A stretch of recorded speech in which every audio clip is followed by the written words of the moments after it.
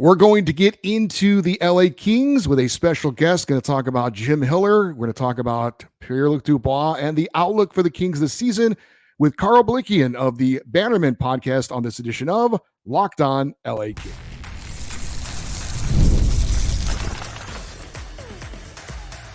You are Locked On Kings, your daily podcast on the Los Angeles Kings, part of the Locked On Podcast Network, your team every day. Hey, Kings fans, welcome to Locked On LA Kings, part of the Locked On Podcast Network, your team every day. Thanks for making Locked On LA Kings your first listen every day. We are free and available wherever you get your podcasts. We'd love for you to leave us a positive comment on Apple Podcasts if you're a fan of the show. And we're on YouTube. Please like and subscribe if you're enjoying this content. I'm Eddie Garcia, your host of Locked On LA Kings. I've worked in sports media for the past 30 years, 20 plus years at the Fox Sports Radio Network, also host of the Puck Podcast, a weekly NHL review show that's been putting out content for the past 17 years, and a passionate LA Kings fan for over 30 years. Today's episode is brought to you by FanDuel. Make every moment more. Right now, new customers get $150 in bonus bets with any winning $5 bet. That's $150 with any winning $5 bet. Visit FanDuel.com/lockedon to get started. We do have a little bit of Kings news to pass along. We'll do that at the end of the show, but it is Wednesday, our typical day to have a guest, and we are happy to be joined for the first time by Karo Blikian. He is one of the co-hosts of the Bannermen Podcast, which covers the LA Kings. Hey, Karo, how are you? Thanks for joining us. Thank you, Eddie. I'm doing great. I hope you're doing well, and thank you for having me. Pleasure to have you on. Great to get another voice to talk about our LA Kings, but I do want to give you a chance to tell us about your show. When did it start? How did you get into it? And any details you want to pass along about it? Seems so long ago now, but we started in 2017. Me and a buddy of mine, we've been friends since we were kids, went to like elementary together and everything. And previous to starting the pod, we would always, as we're watching the game, we would text back and forth.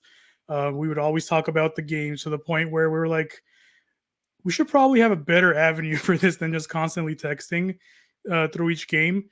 So we decided to start a podcast. Really no expectations, labor of love sort of thing. As you know, like it's a lot of hours with not a lot of return on that kind of gig. But yeah, that's really how we started. And like most podcasts, we started small, not saying we're huge or anything now, but we've certainly built up to a certain type of following. We've gone on the radar of King's PR, stuff like that. I consider Jesse Cohen like a friend of ours now. He was very big and instrumental in kind of putting us on the map by, I think our first meeting with Jesse, he was complimentary. He said, if I get a chance, I'm going to put you guys on for King of the Week, stuff like that. So you meet people, make relationships, and now, yeah, we're going into season 8. Ironically, we started with the Blake administration. So we're like, it was, as the season kind of wrapped up, we were like, oh, is this the end of this administration? And it's, yeah, I was going to say, hopefully the show doesn't end when it ends. I don't think it will. I don't think those two are connected, but it was just interesting that it was almost a bookend and looks like it might be next season. So, well, hopefully not, but I will certainly get into that. And I guess there's mixed feelings, right? On hopefully not. And on the one hand, if they do well, you know, we all want that. But anyway, I do want to ask you, because I think we both became Kings fans about the same time, and maybe kind of in a similar way. When Wayne Gretzky came to town, it obviously piqued my interest. Hockey was on my radar, but I won't deny that I wasn't a big hockey fan at the time. Kind of got into the Kings, and then once they went on the run to the Stanley Cup final, and I got into playoff hockey, that sold me for life, and it's just grown and grown and grown from there. What's your story on becoming a Kings fan?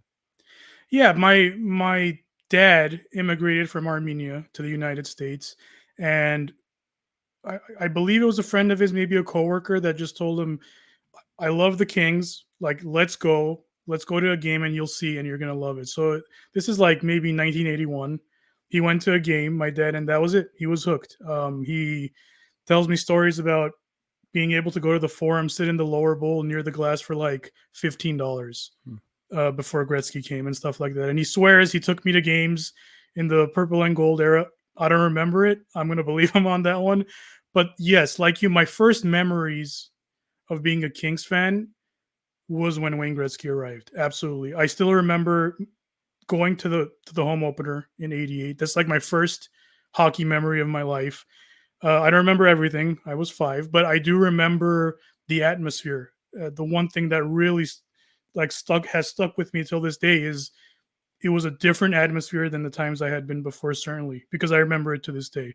And around that time, there was a big hockey boom in LA in terms of playing. So I started playing, and I ended up playing basically my whole life. Got to play in some cool places, cool situations. And really, it's so funny that the arrival of that one player made hockey such a huge part of my life. And I'm 40 years old now. I've played, I've coached, I do a podcast. Like, it's such a big part of my life. And I question what would happen if that trade didn't happen, and I'm glad I don't have to. Yeah, it is very interesting for a lot of people as far as their journey. I mean, I was born in Hawaii and raised in California, and I play hockey every week. And I didn't grow up playing it. Unfortunately, I got into it as an adult. But playing it every week, meeting people, and obviously doing podcasts and everything, it's been a huge part of my life as well. And neither of us are quote unquote typical hockey fans, but that's part of what, you know, is growing in the game. It's not just about from a certain region or what have you. And that's what makes it great being a Kings fan. You've got a lot of different people from a lot of different backgrounds. You mentioned coaching. You've done a little bit of coaching. I want to tap into that a little bit in our conversation. But speaking of coaching, what are your initial thoughts as we get into the discussion on the Kings?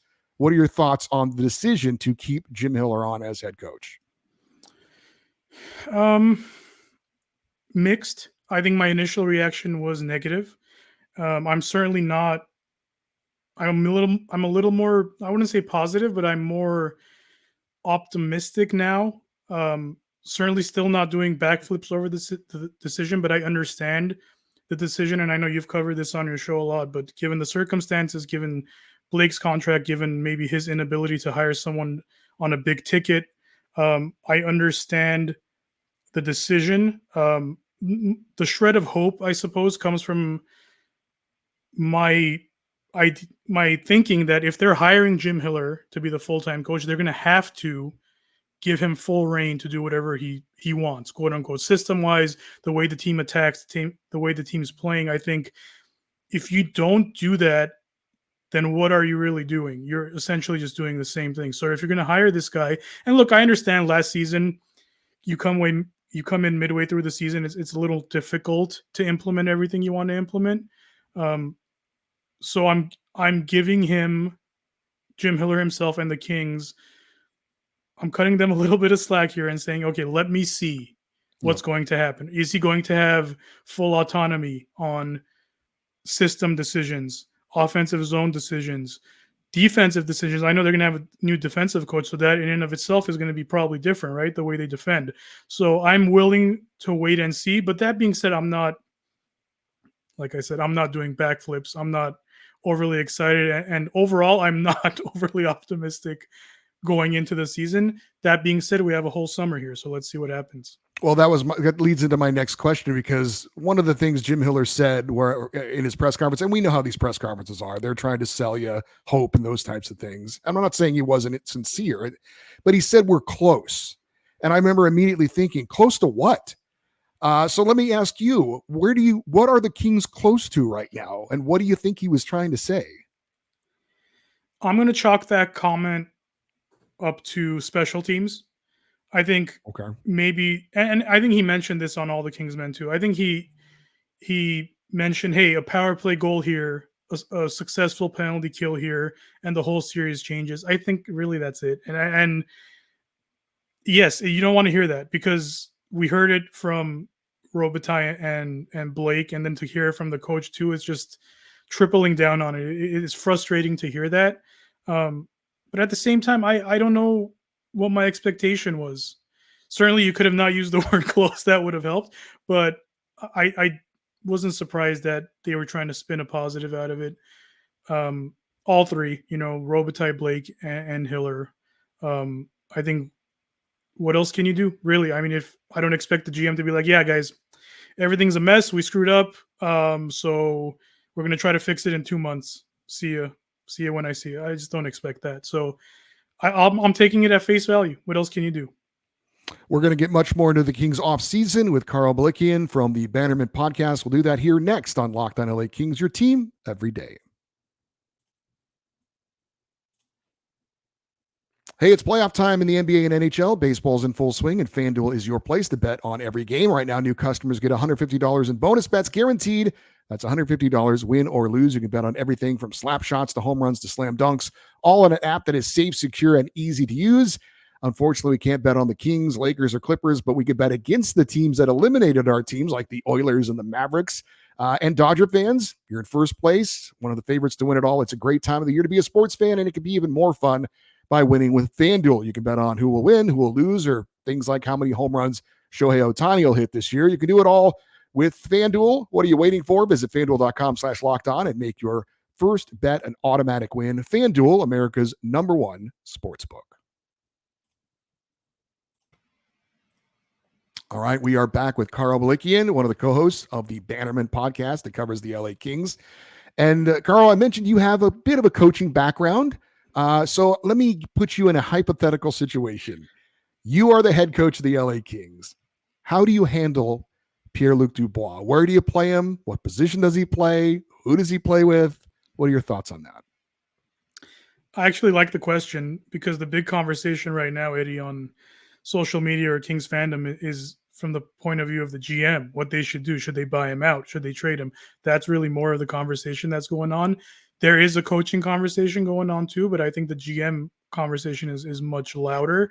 That being said, to your question, if you look at his 5-on-5 scoring, it has been in line with what his career has been up to this point, more or less. I think he had 30 some odd points 5-on-5. I think he had something similar last season in Winnipeg where he had what people felt was a good season. So the drop off comes on the power play, and it's like the low hanging fruit. But you know what? Sometimes that's the answer. I think my first move would be to try to fit him onto power play 1 on the net front. I know that's a common thing we've heard from fans, from a lot of people who cover the team, and I think it's true. I think it's a no-brainer because you look at his career historically. He's had a lot of success there. His frame and his style of play, his skill set suggests he would do well there. He's great at tipping pucks. He's great at getting his stick in position to find a rebound. Sometimes he'll be like twirled up and he'll still reach back, find a rebound. He has a knack for that. So that would be my first thing. I think right away, right there, you're opening him up to the possibility of scoring. If he's still going to get 35 5-on-5 points, you're opening him up to get 15 to 20 right there, and you have yourself what most people expected to get, which is a 55 to 60 point scorer. So let's do that. Let's try that and see what happens. Yeah, I think there's a lot of talk about he needs to be the second line center. I don't know. I think ice time is really what matters. Is he getting the same ice time as Phillip Danault was? Obviously, in the playoffs, he wasn't. So maybe elevate his ice time a little bit.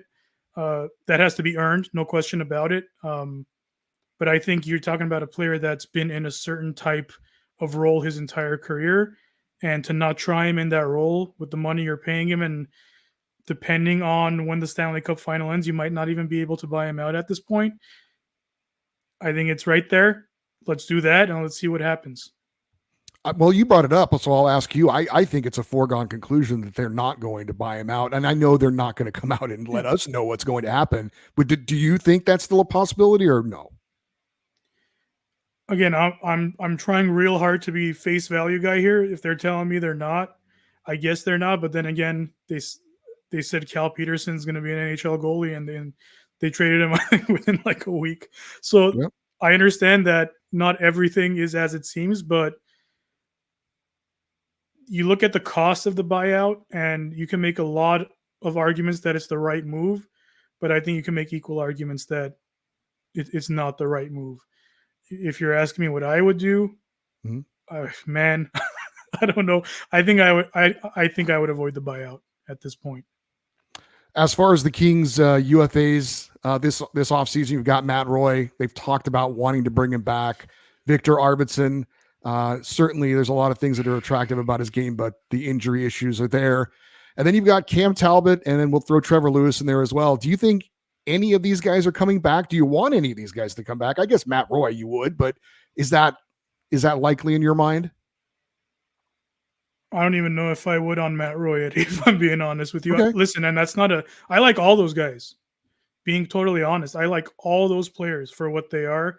But my question is this: if Matt Roy is re-signed, and I keep reading these reports that the Kings are planning on talking to him, what are you going to do on your right side with Brant Clark and Jordan Spence? And that's very concerning to me, because I really think the ceiling for those two players is very high. Brant Clark maybe a little higher. I think Brant Clark needs to play top 4 minutes. I felt that way for a while. Certainly maybe not in the last few seasons, but in my mind, when he came up, he should be playing top 4, whether that be exactly slotted in the top 4, but by virtue of putting him on the power play, by virtue of who he's paired with, he becomes a top 4 defenseman. So if Matt Roy is back, you have to trade one of those guys. That's my feeling. Like, what else can you do? You cannot send Brant Clark down again for multiple reasons. Same with Jordan Spence. So if you're asking me, man, I'm sorry. It's time for Matt Roy to move on. And another part of that is he's such a great player. I understand that, but you have now Gavrikov, Anderson, and I suppose Englund, who are more defensive defensemen, traditionally speaking. And with Matt Roy, you make it 4, and your offensive defensemen are Doughty and Spence. I'd like a better balance there. So if you want to move someone to make a balance and sign Matt Roy, maybe you could move a Gavrikov. I don't know, but to me, that's too many defensive defensemen. And if the opportunity suggests that Matt Roy can walk and make more money elsewhere, I would let him walk. What are your thoughts on Arthur Kaliyev? He looks like he doesn't want to be back. There's always obviously the issue of, it's re-signing a guy who doesn't want to be here. But how do you think that whole situation was handled, and what do you think his ceiling is? I don't think anyone's happy with the way it was handled from maybe both sides. I think Todd McClellan did a post game in January, I believe, and he had some strong words. I believe he said Arthur has to want to be here, and Arthur needs to want to be part of this group. Not, that's not black and white or anything, but to me that's quite a comment. And then he was asked about the trade request, and he mentioned Arthur Kaliyev doesn't go out and say, I want to trade. His agent might, but Arthur didn't. So there's a lot there. And I think it's certainly becoming more and more clear that at some point his representation did ask for a trade.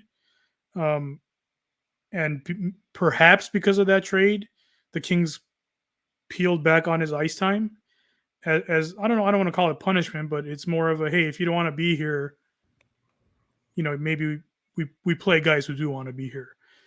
Either way, I don't think that's the right way to handle it. You could argue Kaliyev didn't handle it the right way. You could argue the Kings didn't handle it the right way. Both, I think, are correct. And I think it's almost a foregone conclusion at this point, especially with the regime returning, that he's on his way out. As far as the ceiling, there's absolutely no reason this guy can't score 20 goals minimum, especially with the prowess he's shown on the power play, which the Kings more or less took away from him this year for various reasons. And it's the most unfortunate thing of all this is they're going to get the lowest possible return they could for him. His value I don't think has ever been lower, and whatever they get back, I don't think I'm going to be excited about it.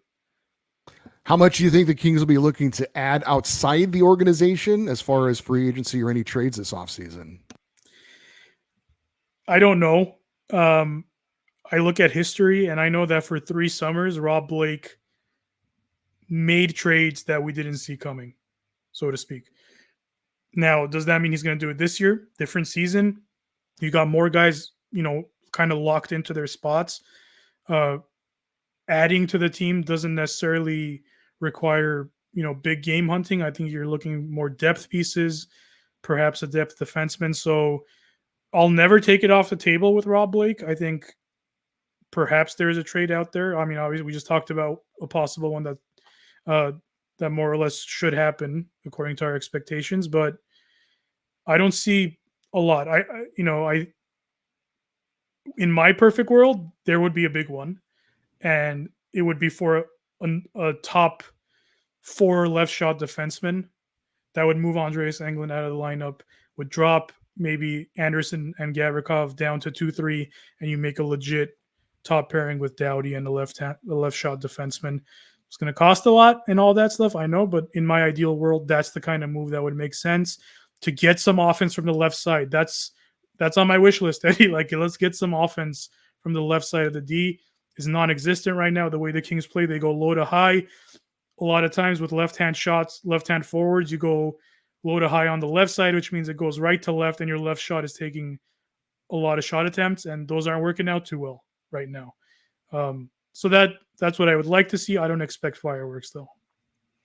We still got more to talk about, including some of the younger players that could be getting a bigger role with the Kings next season. We'll do that next here on Locked On LA Kings, your team every day. So I have to admit it, I have a competitive side. I think we all do, and my competitive side enjoys playing Monopoly Go. I'm sure you've heard of it. It has been downloaded 150 million times.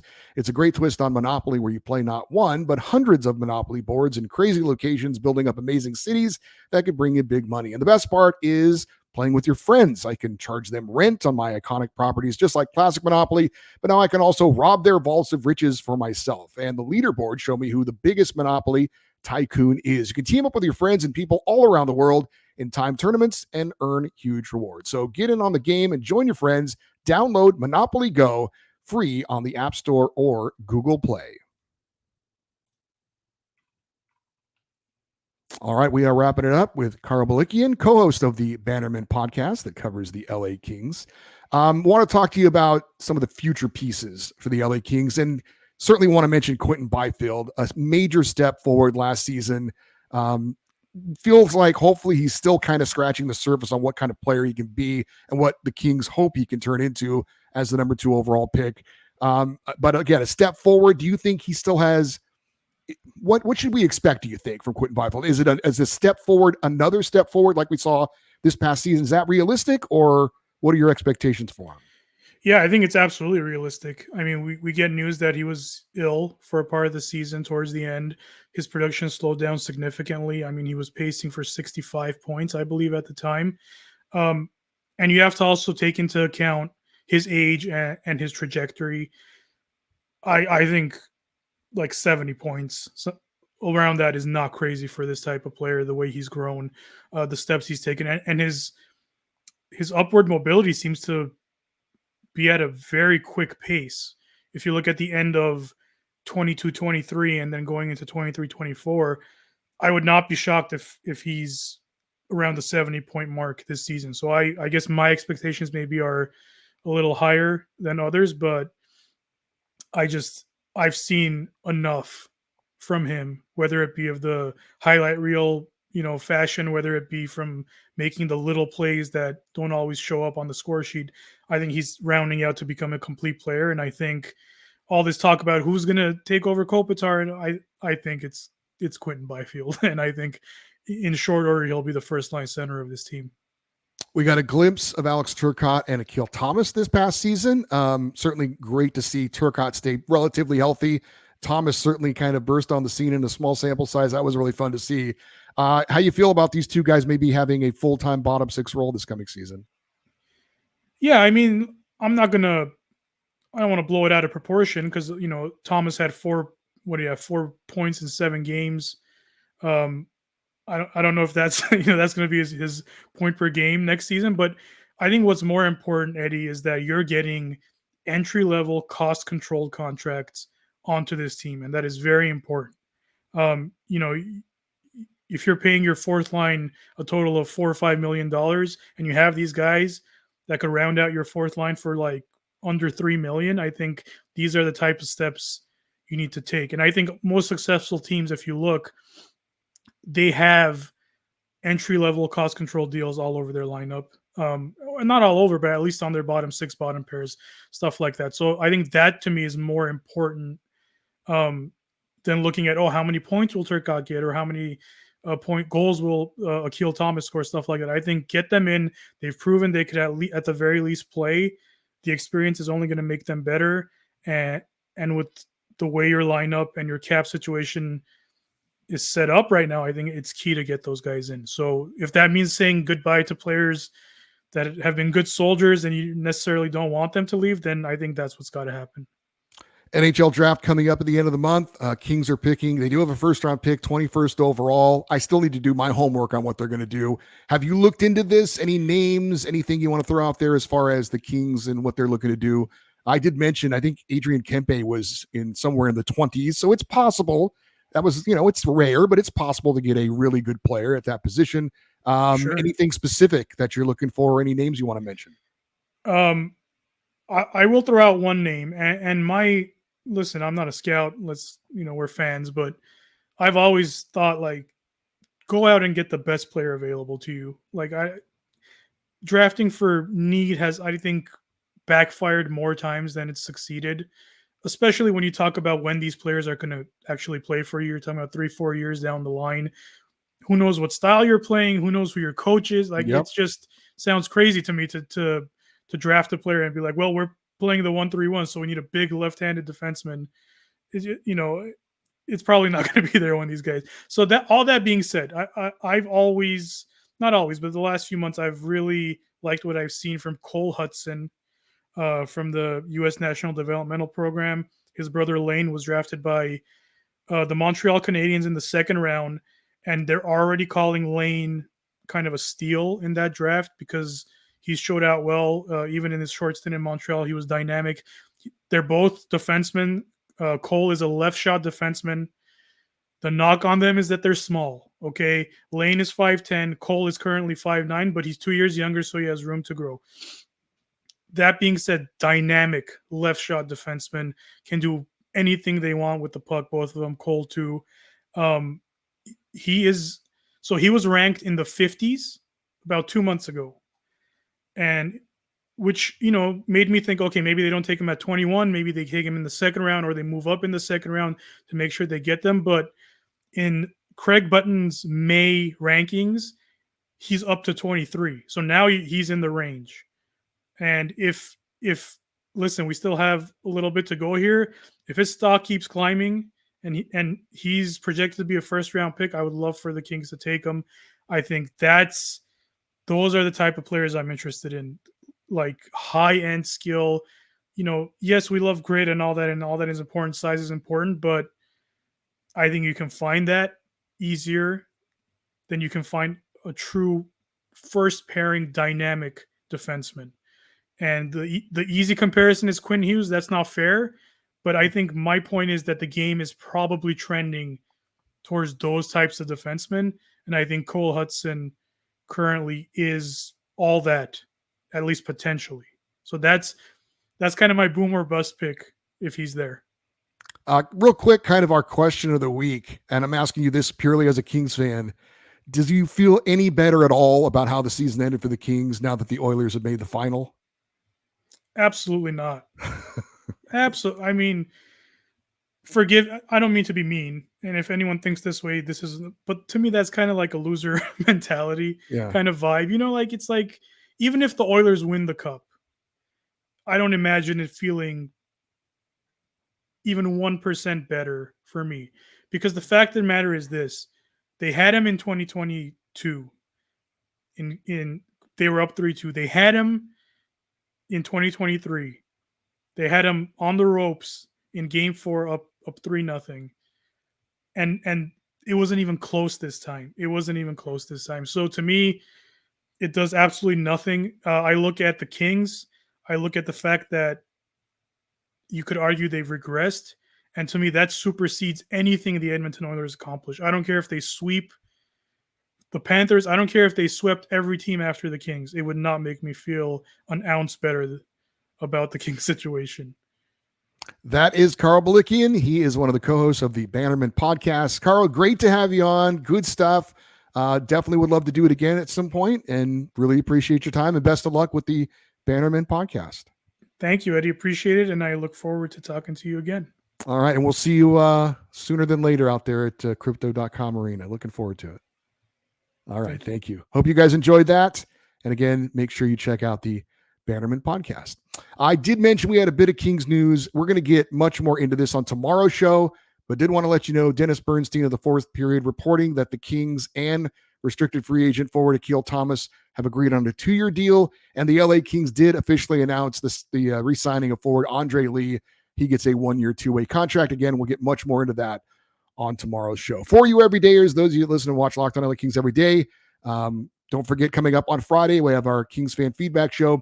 You want to get in on that, anything we've talked about today or anything we talked about this week, the email address is lockedoneddie@gmail.com, EDDIE. And you can always leave your comments if you're watching on YouTube in the comment section as well. Stay interactive with the show on social media, Twitter, X, Instagram. We are at Locked On LA Kings. I'm Eddie Garcia. Thank you as always for listening and watching this episode of Locked On LA Kings, part of the Locked On Podcast Network, your team every day. Have a great rest of your day. We'll talk to you tomorrow. And as always, go Kings, go.